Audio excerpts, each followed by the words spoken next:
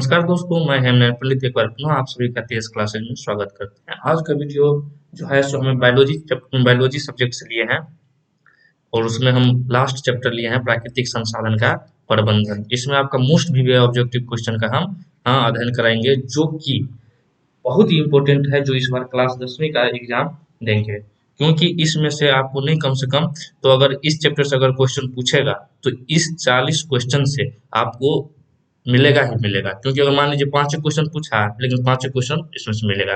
तो बिना देरी किए हुए चलिए आपका इसका पहला क्वेश्चन हम चलते हैं। ठीक है, हमारा पहला क्वेश्चन है कि विश्व में कितने प्रतिशत भाग में जल पाया जाता है। ठीक है, ऑप्शन है 50%, 60%, 70 या 90%। तो हम जानते हैं कि विश्व में जो है, मतलब इस पृथ्वी पर टोटल 100, मतलब टोटल अगर पूरी पृथ्वी का बात किया जाए तो पूरी पृथ्वी का जो क्षेत्रफल है ना, तो उसमें जो है आपका 70% भाग, अगर मोटा मोटी कहा जाए कि आपका 3/4 में जो है सो जल पाया जाता है। तो आप एग्जैक्ट अगर देखा जाए इसका रेशियो, तो 70% इसका आंसर होगा। ठीक है, जो विश्व के 70% भाग में जल पाया जाता है। फिर है कि निम्न में से सबसे ऊंचा बांध कौन है। तो निम्न में से सबसे ऊंचा बांध, अगर टिहरी बांध, भाखड़ा बांध, दोनों या इनमें से कोई नहीं, अगर देखा जाए तो इस निम्न में से ही नहीं, आपको भारत का अगर सबसे ऊंचा बांध अगर देखा जाए ना, तो ये है आपका टिहरी बांध, जो कि कहाँ है, तो उत्तराखंड में है। कहाँ है, उत्तराखंड में। चलिए अगला क्वेश्चन की तरफ चलते हैं कि गंगा नदी की लंबाई कितनी है।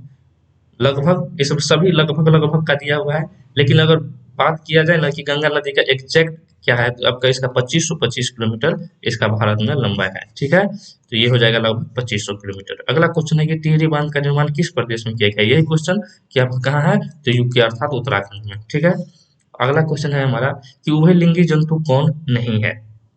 आपका है केंचुआ, कृमि, हाइड्रा और मछली। ये सभी है जो है उभयलिंगी उनको बोलते हैं जो जल तथा पृथ्वी पर दोनों में अपना वास कर लेते हैं, रह जाते हैं। हाँ, तो इसमें मछली जो है, सो मछली जो है सो बिना जल के वो नहीं रह पाते हैं।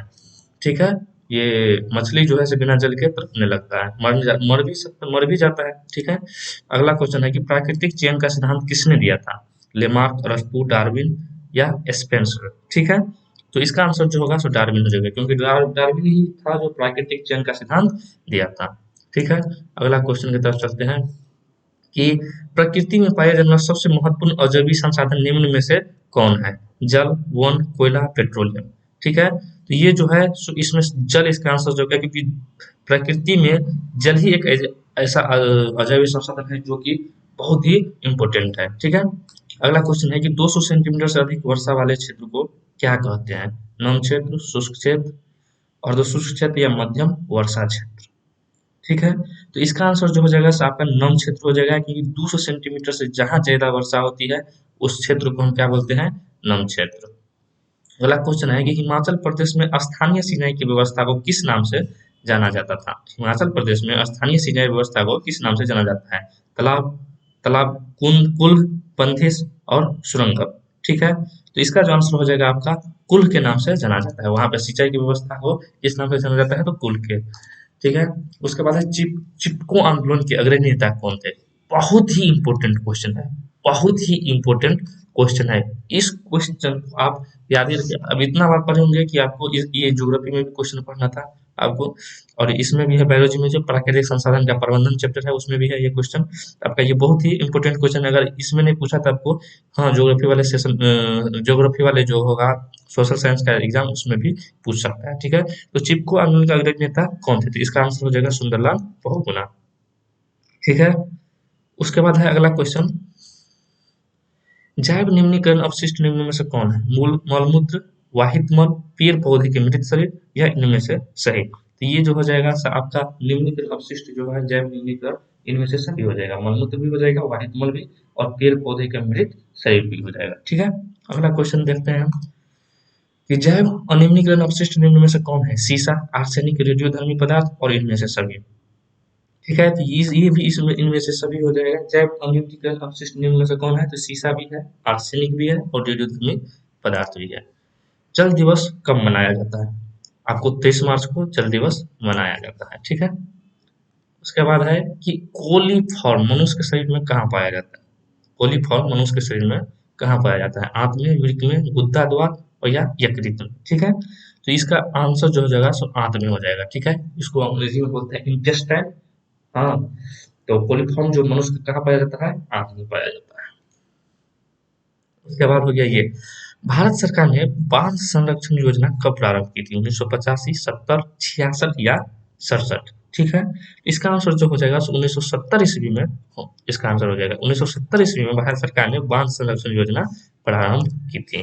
निम्न में से कौन सा पर्यावरण अनुकूलन नहीं है, पैदल चलना पर्यावरण के अनुकूलन नहीं है, मतलब पैदल चलना, इससे पैदल चलते हैं तो एक तो हमारा स्वास्थ्य भी सही रहता है और इससे कोई पर्यावरण को नुकसान भी नहीं पहुंचता है। साइकिल से भी चलाते हैं फिर भी उसे, लेकिन मोटरसाइकिल से चलाते हैं तो मोटरसाइकिल से चलाने से क्या होता है, इससे धुआं निकलता है और धुआं जो है पर्यावरण को क्या करता है, प्रदूषित कर देता है।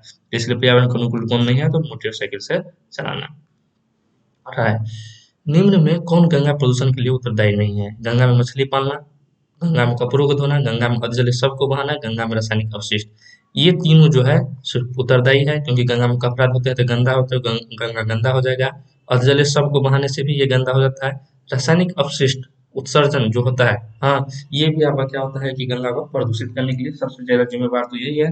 लेकिन गंगा में मछली पालने से इसको कोई दिक्कत नहीं होता है गंगा को। ठीक है, तो इसके लिए गंगा के प्रदूषण उत्तरदायी कौन नहीं है, तो गंगा में मछली पालना। अगला है कि सुरंगम किस राज्य की जल संग्रहण व्यवस्था है, सुरंगम किस राज्य की जल संग्रहण व्यवस्था है, हिमाचल प्रदेश, तमिलनाडु, केरल या कर्नाटक।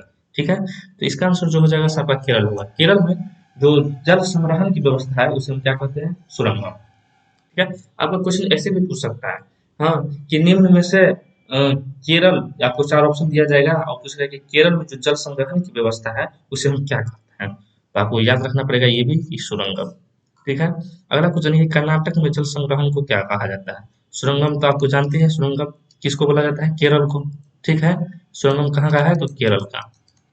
अब मतलब इसमें ऑप्शन जो है तो केरल नहीं होगा। ठीक है, तो कर्नाटक में जल संग्रहण स्थान को क्या कहा जाता है, तो एरिस कहा जाता है। एरिस, एरिस जो है सो कर्नाटक में जल संग्रहण स्थान को कहा जाता है। चलिए, अगला है कि निम्न में से कौन प्राकृतिक संसाधन नहीं है, वायु बिल्कुल है, मृदा ये भी है, जल ये भी है, जीवधारी ये नहीं है। ठीक है, जीवधारी जो है सो क्या है, प्राकृतिक संसाधन नहीं है। ओके, अगला क्वेश्चन चलते हैं कि यूरो 2 का संबंध किससे है, वायु प्रदूषण से है या जल प्रदूषण से या मृदा प्रदूषण से या इनमें से कोई नहीं। तो यूरो 2 का जो संबंध है ये आपका वायु प्रदूषण से है। निम्न में से कौन एक भूमिगत जल का उदाहरण है, नदी, कुआं, तालाब या समुद्र। तो कुआं जो है सो भूमिगत जल, भूमि मतलब भूमि के नीचे वाला जो जल होता है उसको क्या बोला जाता है, उसकी उसका उदाहरण क्या है, तो कुआं है। ठीक है, उसके बाद 23 नंबर का क्वेश्चन पे चलते हैं कि निम्न में से कौन एक उभयलिंगी जंतु है, उभयलिंगी एक क्वेश्चन और आया था जिसमें जिसमें पूछा गया था कि कौन नहीं है। ठीक, और यह है कि इसमें से कौन उभयलिंगी जंतु है, केंचुआ, मछली, शेर या बकरी। तो क्या हो गया आपका, मछली जो है तो क्या है, ये उभयलिंगी जंतु नहीं है। इसमें क्या होगा, केचुआ, केचुआ जो है सो उभयलिंगी जंतु है क्योंकि ये पृथ्वी पे और जल में दोनों रह सकता है। शेर, शेर तो पानी में बिल्कुल नहीं रह सकता है लेकिन शेर तैर सकता है। बकरी भी नहीं है, बकरी अगर रहेगा तो सांस कहाँ चलेगा, है कि नहीं। कोलीफॉर्म क्या है, वायरस है, जीवाणु है या कवक है या इनमें से कोई नहीं है। ठीक है, तो ये जो है क्या है, एक जीवाणु है। अगला क्वेश्चन की तरफ चलते हैं, स्वच्छ जल का पीएच क्या होता है, स्वच्छ जल का पीएच मान जो होता है सो 7 होता है। और एक अगर ऐसा क्वेश्चन अगर पूछा जाए कि उदासीन विलयन का पीएच मान क्या होता है, तो उसका भी आंसर हो जाएगा 7। ठीक है, उदासीन विलयन का पीएच मान कितना होता है, तो 7 होता है। अगर इसमें से पूछ दिया जाए कि स्वच्छ जल का पीएच कितना है, तो ये भी इसका आंसर हो जाएगा 7। अगला क्वेश्चन है कि पर्यावरण दिवस कब मनाया जाता है। ये देखिए दिवस वाला जो क्वेश्चन होता है ना, आपको बहुत ही इंपॉर्टेंट होता है। आपको इस क्वेश्चन को जो पर्यावरण दिवस वाला जो होता है आपको बनाइए, सॉरी, ये जो है दिवस वाला क्वेश्चन जो होता है, चाहे कोई भी दिवस हो, बिहार दिवस हो, जल दिवस, पर्यावरण दिवस, मृदा दिवस, पृथ्वी दिवस, ये सब का आपको याद रखना है।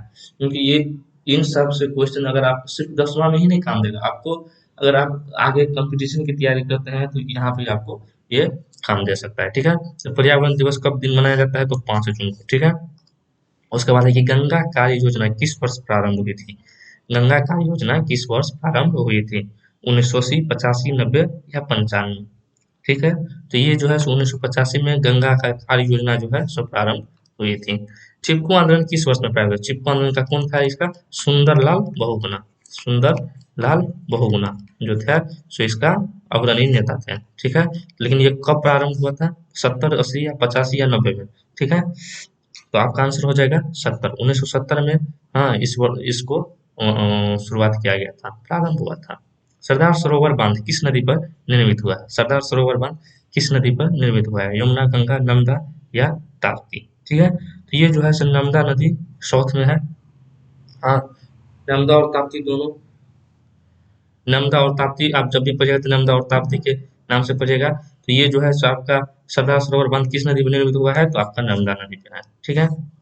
साल तीसरा क्वेश्चन है कि वृक्षों के वन के लगभग 1272 हेक्टेयर क्षेत्र ग्रामीणों द्वारा बहुत बुरी तरह से निम्नलिखित से होने बचाया गया था। साल वृक्षों को, साल एक वृक्ष है जिसके वन को जो था 1272 हेक्टेयर में फैला हुआ था, उसको जो से ग्रामीण द्वारा बुरी तरह से निम्नलिखित से होने से बचाया गया था। लेकिन कहाँ?